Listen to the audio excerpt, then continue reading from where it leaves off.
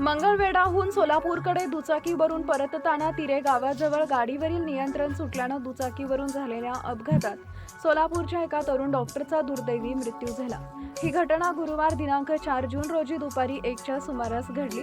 Doctor Nikhilesh Nagesh मठ, वय वर्ष 36, राहणार कन्ना चौक असं मृत डॉक्टराचं नाव आहे।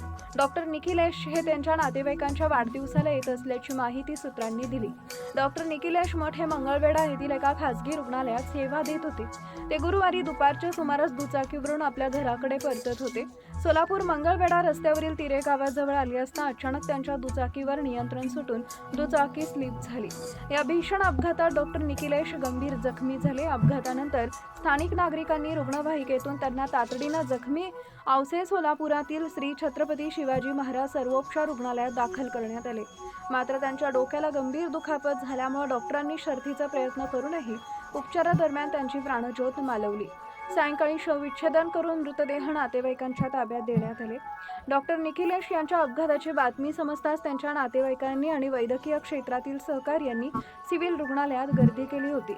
डॉक्टर निखिलेश यांच्या पश्चात आई, वडील, डॉक्टर, पत्नी आणि एक लहान मुलगी, 2 बहिणी असा परिवार आहे।